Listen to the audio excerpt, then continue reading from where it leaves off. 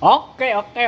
I-flex ko lang yung workout technique ko noong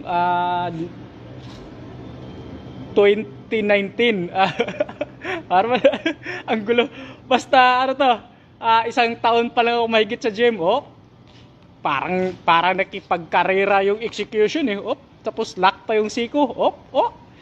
Pil na pil pa.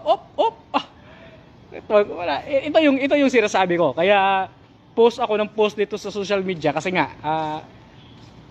lagi ipaalala sa ni Facebook yung mga pinagagawa mo sa buhay eh. Ano pa? Ano ito?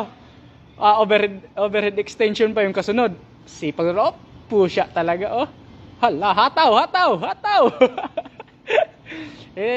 Dito ako natutuwa eh pagka ipinapaalala sa akin ni Facebook yung mga pinagagawa ko sa gym nung mga panahon na yon, mga araw na ganito ganyan. Matutuwa ako nakatingin. Bilis pa. Sad ka pa.